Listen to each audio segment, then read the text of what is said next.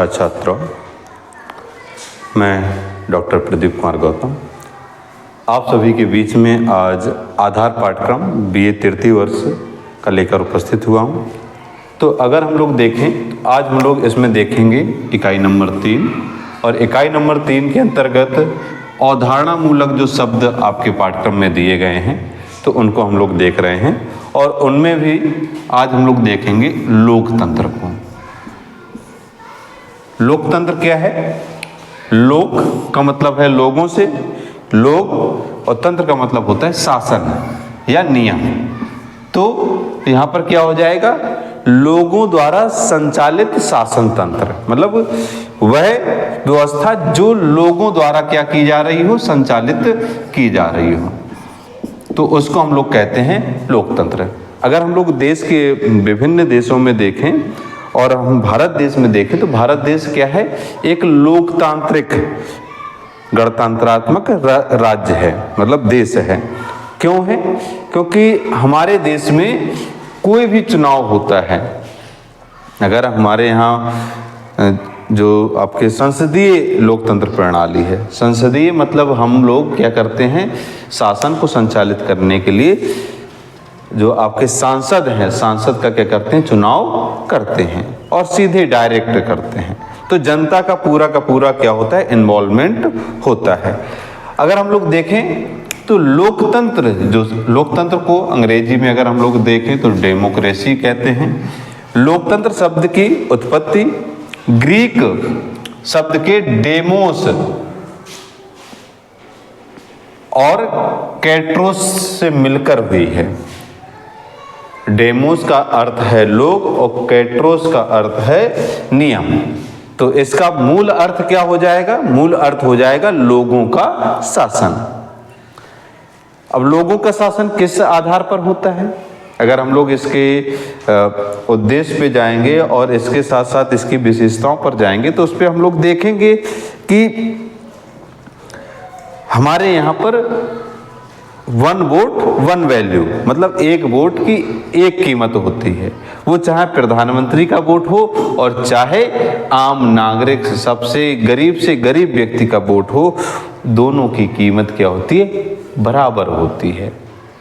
1 vote 1 value. तो इसलिए लोकतंत्र है। और यदि गरीब से गरीब व्यक्ति है वह भी चाहे तो क्या कर सकता है, वह देश का प्रधानमंत्री बन सकता है। जैसे वर्तमान समय में ऐसा कहा जाता है कि जो नरेंद्र मोदी जी हैं वो खुद के बारे में कहते हैं कि एक समय पे मैं चाय बेचता था। तो चाय बेचने का मतलब है बिल्कुल साधारण परिवार से थे, गरीब परिवार से थे। उन्होंने उन परिस्थितियों को देखा होगा और जब उन परिस्थितियों को देखा होगा तो निश्चित है कि वो उस गरीबी से निकलकर और आज देश के सर्वोच्च पद पर स्थापित हैं, सर्वोच्च पद को ग्रहण किए हुए हैं। तो अब क्यों ग्रहण किए हुए? क्योंकि हमारे देश में लोकतंत्र है।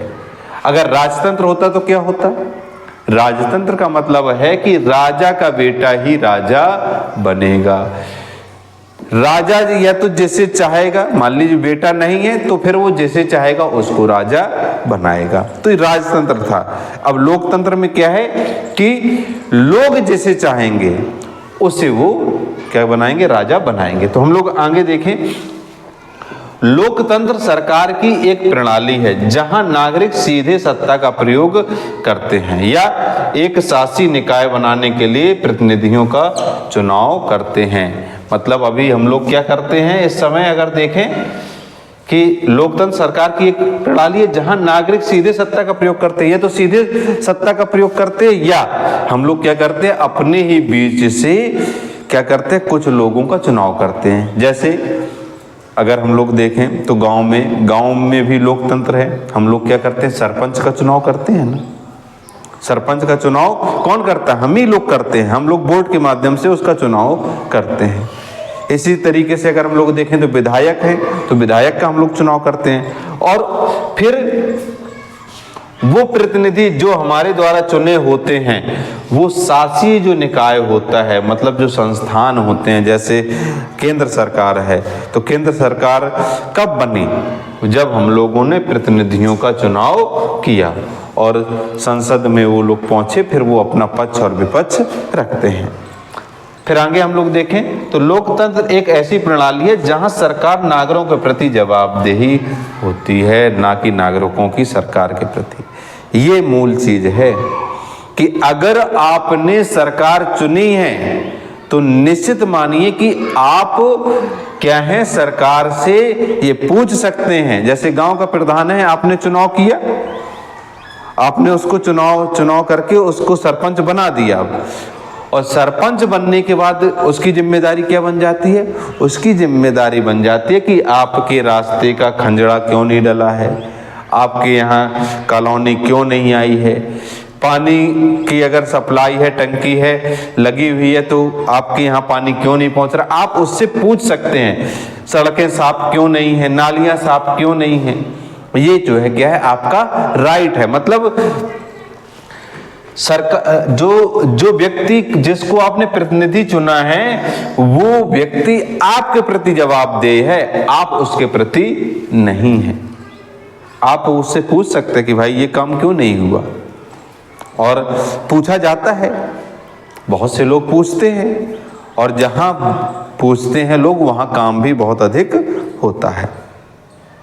कुछ लोग जो है सीधे पूछते हैं, कुछ लोग सीधे नहीं पूछते, तो आरटीआई के माध्यम से पूछते हैं, राइट टू इंफॉर्मेशन, मतलब सूचना का जो अधिकार है 2005, उसके अंतर्गत पूछ लेते हैं, लेकिन पूछते हैं। तो लोकतंत्र की यही एक खासियत होती है कि कोई भी व्यक्ति क्या कर सकता है, देश के सर्वोच्च पद तक पहुंच सकता है, उसको ये आज़ादी है। यदि आप जो भारतीय संविधान है, जो चुनाव की एक प्रणाली है, आप पर कोई आपराधिक मामला दर्ज ना हो, ये सभी चीज़ें फुलफिल करते हैं, तो आप विधायकी का, सांसदीय का चुनाव में आप खड़े हो जाइए, आप लड़ सकते हैं, आपको कोई मना नहीं कर सकता। भारत देश का कानून कहता है कि आप चुनाव लड़ सकते हैं, बस कुछ उसकी जो क्राइटेरिया है वो हम फुलफिल कर रहे हों। तो ये चीज़ हम लोगों को ध्यान रखना।